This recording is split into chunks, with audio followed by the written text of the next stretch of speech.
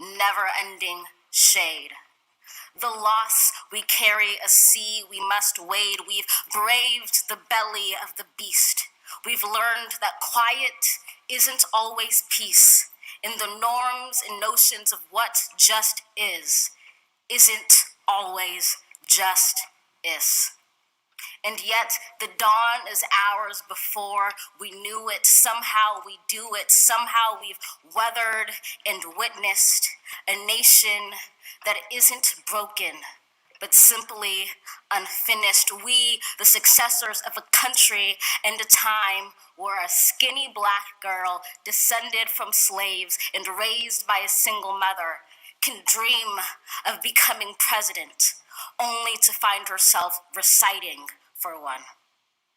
And yes, we are far from polished, far from pristine, but that doesn't mean we are striving to form a union that is perfect. We are striving to forge our union with purpose, to compose a country committed to all cultures, colors, characters, and conditions of man. And so we lift our gazes not to what stands between us, but what stands before us. We close the divide because we know to put our future first. We must first put our differences aside. We lay down our arms so we can reach out our arms to one another. We seek harm to none and harmony for all. Let the globe, if nothing else, say this is true. That even as we grieved, we grew. That even as we hurt, we hoped. That even as we tired, we tried. That we'll forever be tied together, victorious. Not because we will never again know defeat, but because we will never again sow division. Scripture tells us to envision that everyone shall sit under their own vine and fig tree, and no one shall make them afraid.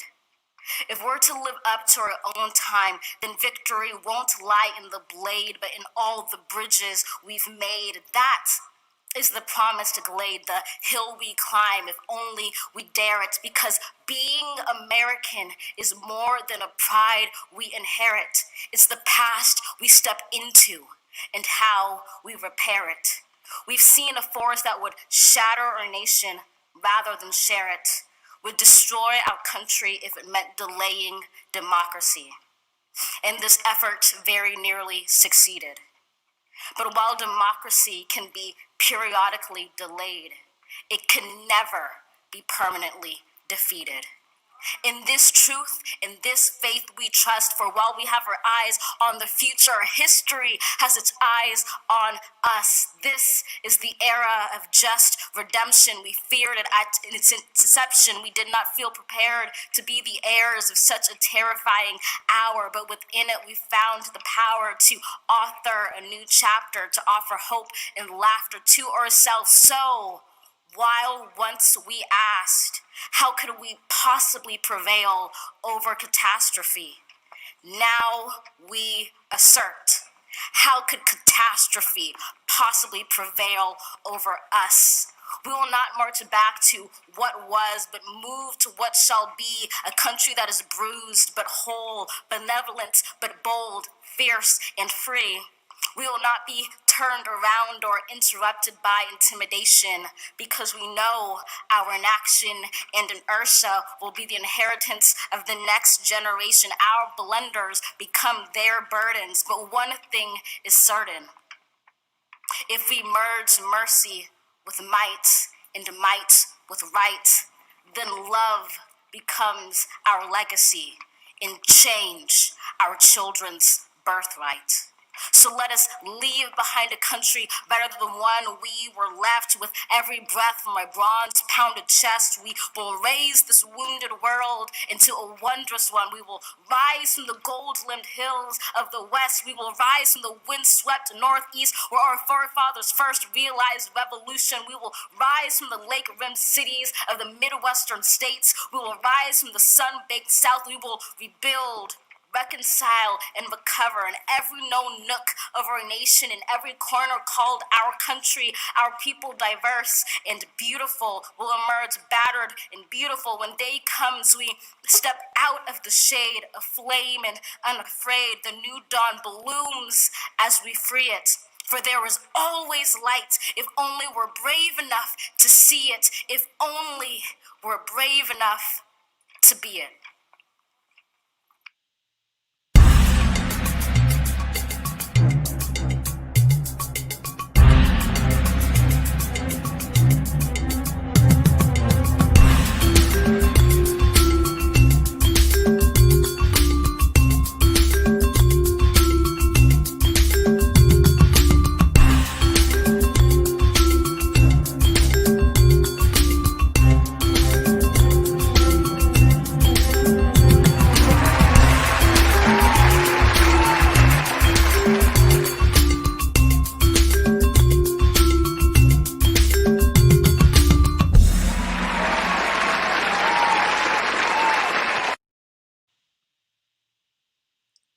Assalamu alaikum warahmatullahi wabarakatuh. Everybody, welcome to Throwback Thursday. I'm your host, Preacher Master, host of the S.O.S. The Shout Out Show.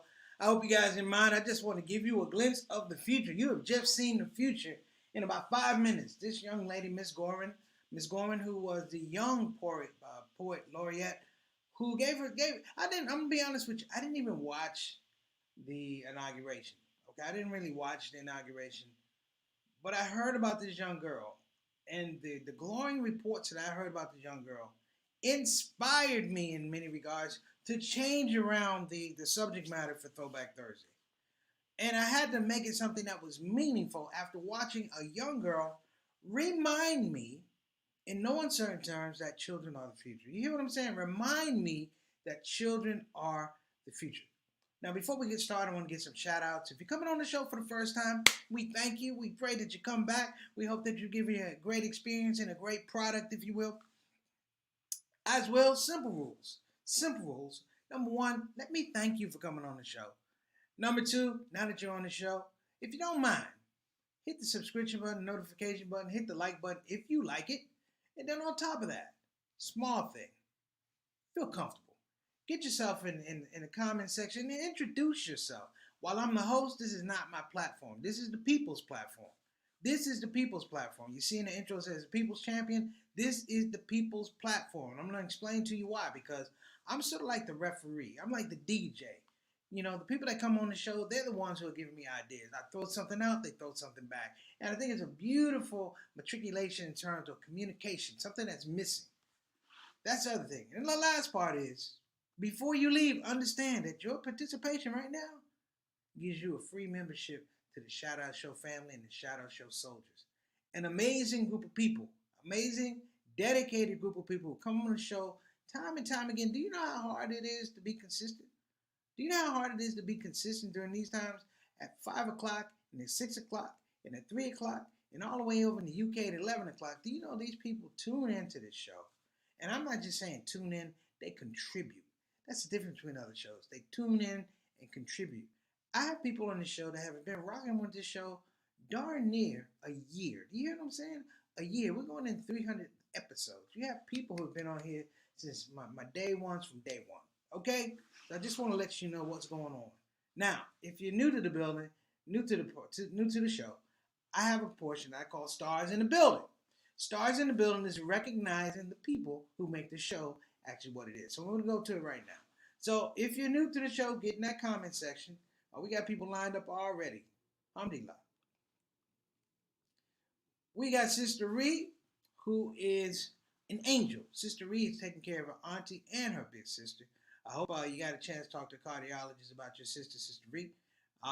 We appreciate you coming on the show. She's not even here. She's taking out the half hour to just come on and be family with all of us. You see what I'm saying? It's a difference. I'm telling y'all. And I'm going to talk about this today.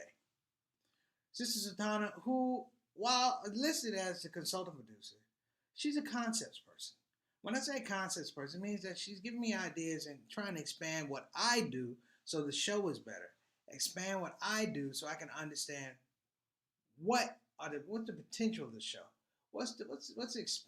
I want to say, well, how can we engage and expand capacity? And I'm going to talk about this with this little girl. We're going to have a show strictly talking about expanding capacity because I think that's very, very important. I wanted to do it on the Throwback show, but I had this young lady and I watched this thing. I saw her do an interview. It was a flawless interview on CNN with Anderson Cooper. I hope that you look at a flawless interview on CNN with Anderson Cooper. This young lady is like 22 years old. I'm telling you, we might be looking at her inauguration in a couple of years. She's already announced she's going to run as soon as possible. As soon as she's able to do it, she's going to run. Sister Ika tuning in all the way from Indonesia, Depak, Jakarta, all the way from Indonesia, checking us out.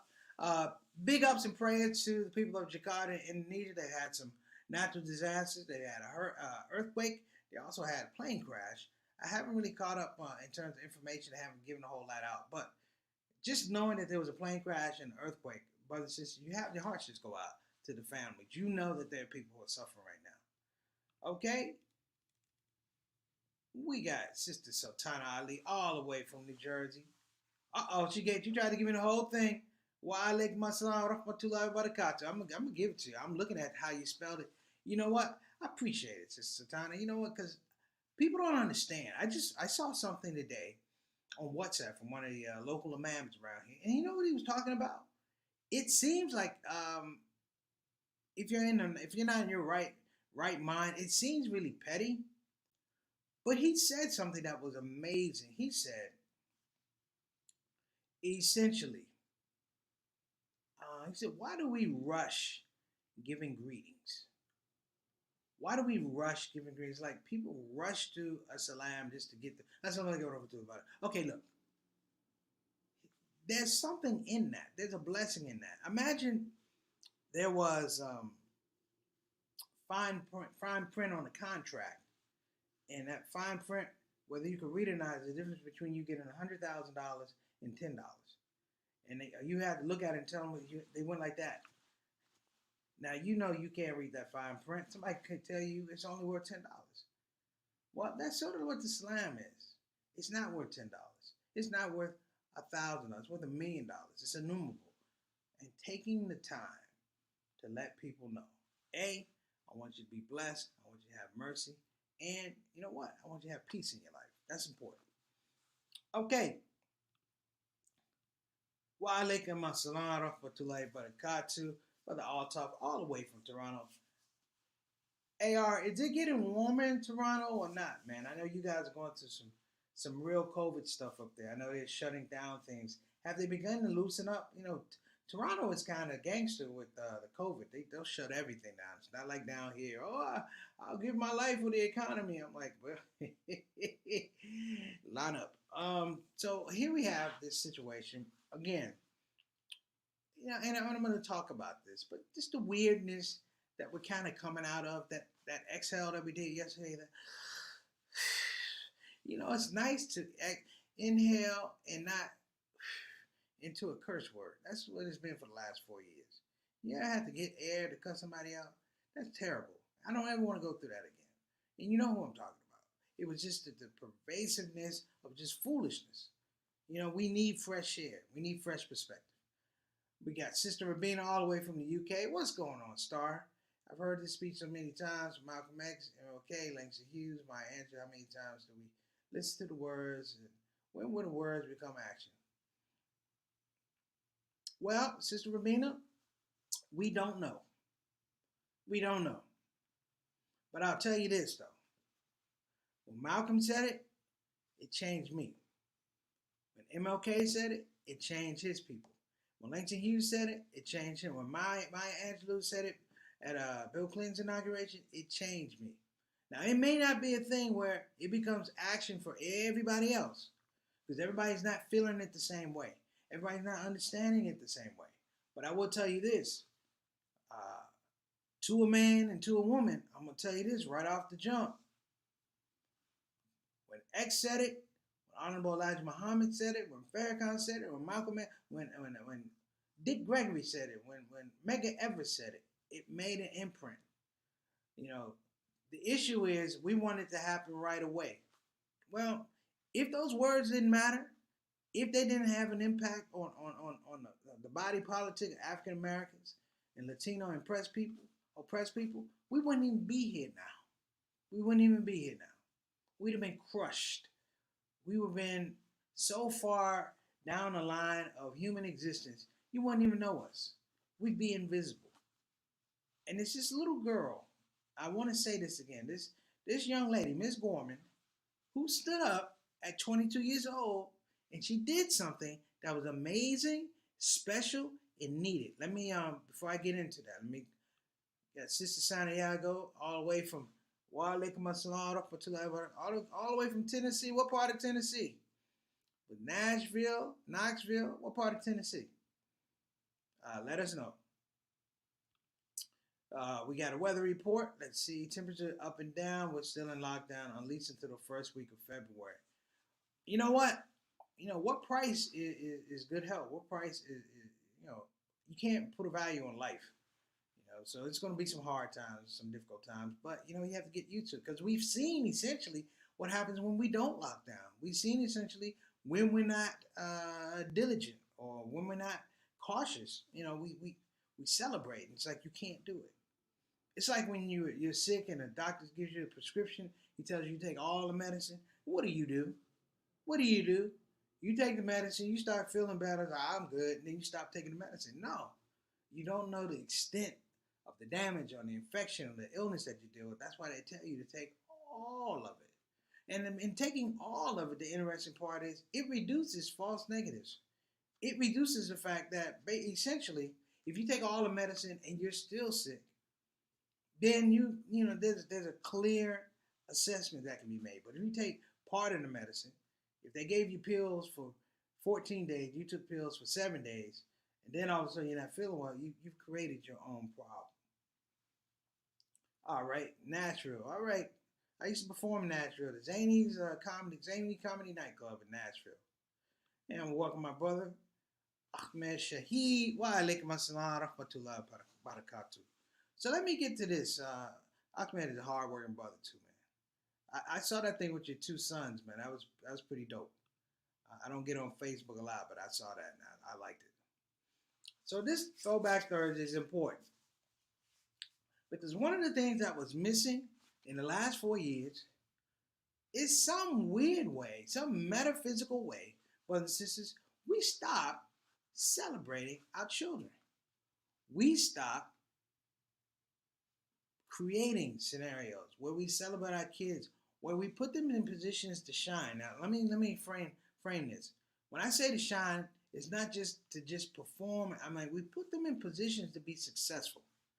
And if a child is in a position to be successful, if the success did not come right away, the interesting thing is they can really engage critical thinking and start talking about what didn't happen, what's missing, and we stop that. This last year with kids having to go to school remotely was especially damaging because children develop success networks around one another. They develop success networks around one another. In high school we used to have cliques and da da da, and those are the jocks, and those are I went to military school. Those are jarheads, and then those are nerds. It was interesting because I thought about all those groups. But I think about our parents. Our parents that sent us to go. They education was available. They wanted better education for their kids. So what they did, brothers and sisters, they sent us to schools, and not even private schools, just trying to get our kids to better public schools. Why? Why? It's an investment. We want to see our kids shine. Whether they're little, middle, even if they're grown, we want to see our kids shine because, and it's not just as parents, it's as a community. It's as a community because the other thing I want to say, with the last 4 years that we dealt with, we forgot about the village. We forgot that it takes a village to raise a child. We forgot about the village. And this young lady, yesterday, and I saw a lecture, a Zoom thing with Dr. Sherman Jackson and Ustad Ubayla Evans. Let me put this up here. Thank you, Sister Ika. All right. Okay. Thank you, brother. See how that is? I appreciate y'all, man. We'll give credit to Brother Salim. I'll try and find the post and put it on here. But I was referencing Dr. Sherman Jackson and Ustad Ubaidullah Evans having a session for Alam last night on Zoom. And what happens a lot of times is there's a question about what is the black inheritance of Islam in America? Like, what is it that's needed for the African American to be involved in much more African American Muslim, in this case, to be involved in a much more robust conversation about contribution and also access and opportunity.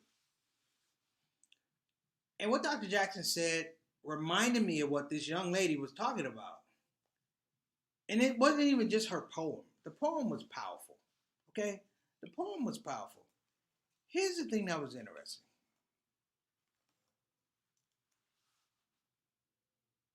In America, it's only the ancestors of African Americans and Native Americans that can call to witness what America is and what America isn't. Let me say that again. It's only the ancestors of slaves who remind America that you're not America without us, in a positive way and in a negative way. Your history is incomplete and at the same time fulfilled.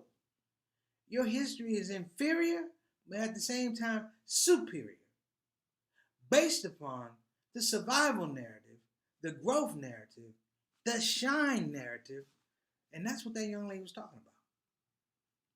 There's a reason that young lady is going to be a star, brothers and sisters. And that reason is she's got it. I'm not talking about having it all, conscientiously. But at 22, she scared people. And I don't mean scare people in terms, not this foolishness she out here trying to intimidate people. I'm saying scare people because she made folks remember. And when people make you remember things and they're not trying to intimidate you, that's a whole nother level of existence, brothers and sisters. Because that fear makes you question your own character. It's almost like in Islam we talk about fear.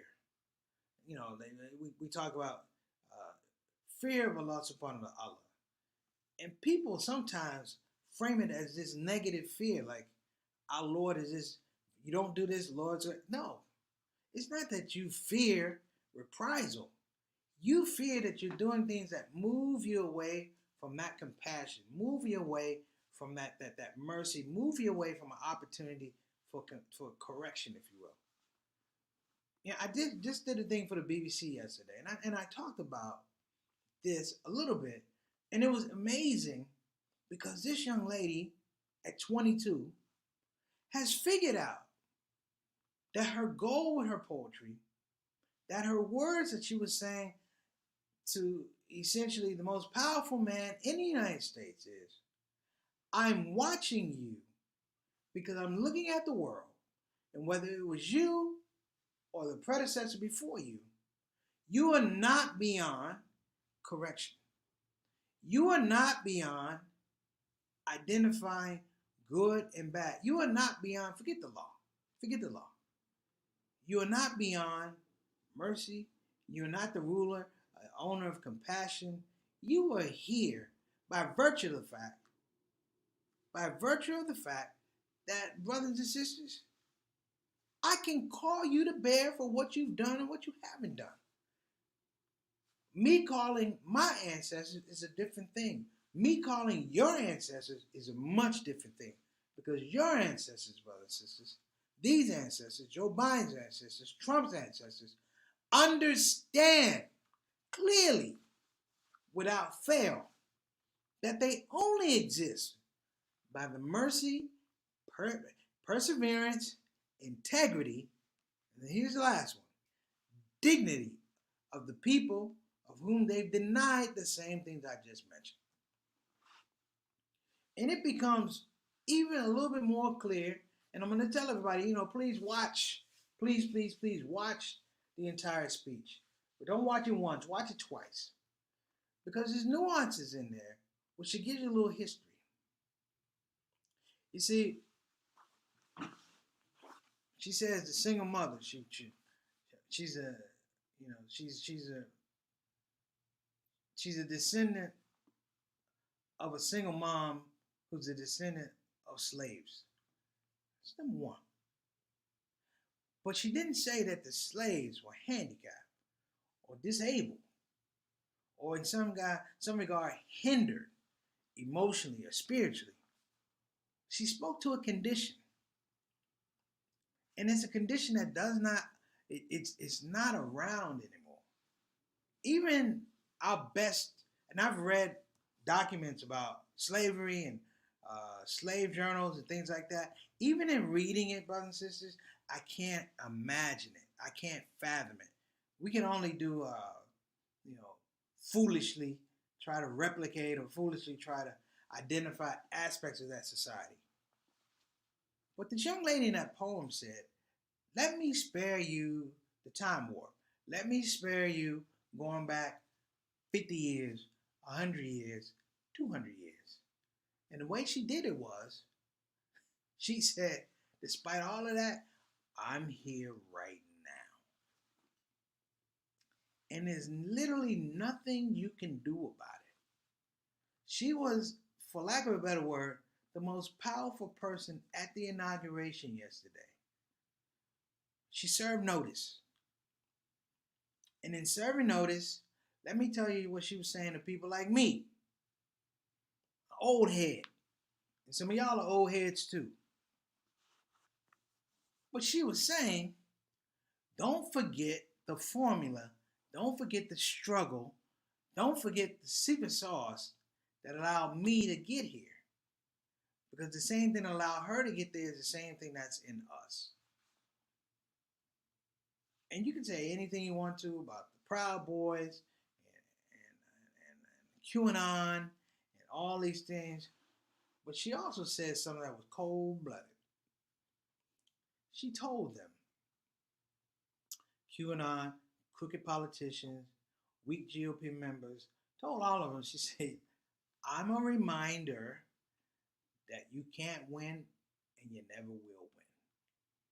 Yeah, you may win the battle, but you've always lost the war.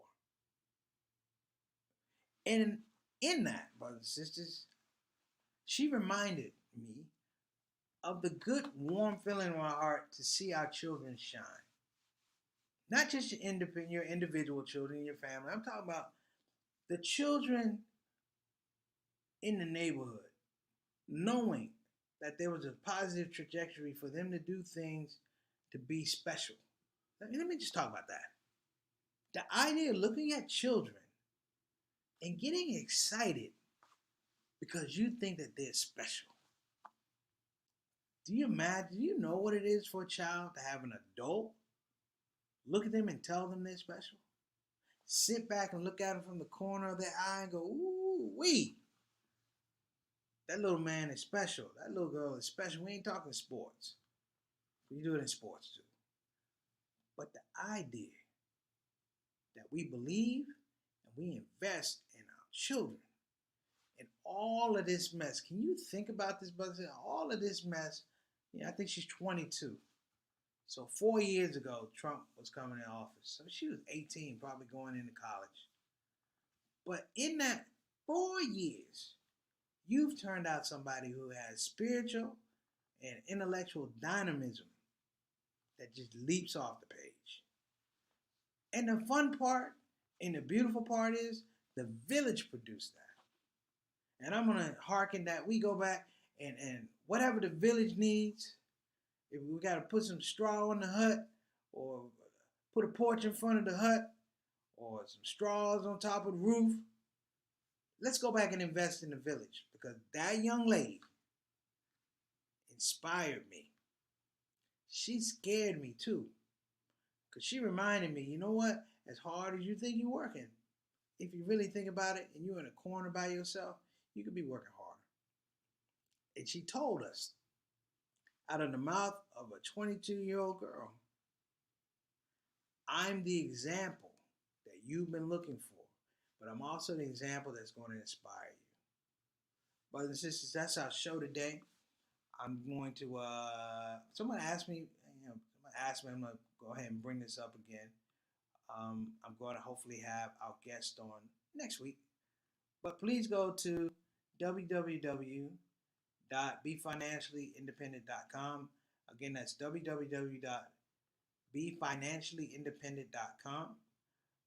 The person you want to speak to is financial advisor extraordinaire. Her name is Maxine Cade. You have the number 1-800-679-3175. Again, that's 1-800-679-3175. Miss Cade is known as the Harriet Tubman of financial freedom, and she wants to free everybody from debt and get you into generational earning and living a life of having residual income and passive income, and getting out of this whole thing of struggling. That's what it is. We ain't trying to struggle no more, people. We are not trying to struggle no more. So check that out. All right. So that's my show. And this throwback, brothers and sisters, is really important. It's really important because many of us, though we didn't do poetry in front of the president, many of us were that little girl. Many of us benefited from a village that told us we could be stuff. Look, my dad always cracks me up because he'll tell you the truth. Boy, when you were young, I ain't think you gonna make it. He said, but I'm glad you worked out. And he says it from a deep, warm place. Because my father's lived to see me and his eyes shine. My mother's lived to see me and her eyes shine. And you know what? It's residual because when I shine, they shine. And I saw this young lady yesterday, and the beautiful part was, when she shined, we all shine. Because only, like I said, only the spirits of our ancestors can call America to bear for what they are and what they are not. No one else can. No one else will. And if it's Allah's plan, I hope that we'll see more poets. We'll see more spoken word artists. We'll see more doctors. We'll see more lawyers. We'll see more politicians who are grounded in the fact that they are not there on their own merit. They are there on accomplishment, but they're there because somebody, someplace, put a stake in the ground and said, we're going to move this direction. This is the mission. This is the goal. All right, everybody, listen. You guys have been, as always, amazing. I appreciate the comments. I think I have one more comment on here. I got two more comments on here. All right, here we go. Oh, hey, Mom, what's going on? Yeah, the impossible is really possible. Like they say, it's only impossible to somebody who does it, right?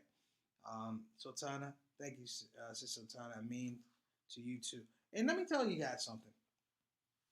Before I go, I know I said, before I go, man, I just want to say that I appreciate that the Shout Out Show, in many regards, is a village.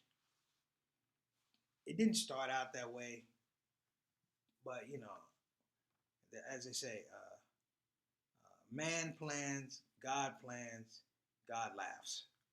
So it's really evolved into something, and we have a village. I should change the name to the Shout Out Village, but it's too late. I already branded it. But it is a village, brothers and sisters. We check on one another. We know people in the comment section. Hey, so-and-so. Hey, so-and-so. And you talk about in one of the craziest times, we developed this village. And I would hope that, we can continue to grow this village. There you go. So I'm out. You guys, as always, have been amazing. And I hope, inshallah, I'll see you tomorrow. I appreciate the support. And I'm here to tell you, when I get going where I'm going, I ain't going to forget none of y'all. All right? Take care. Assalamu alaikum.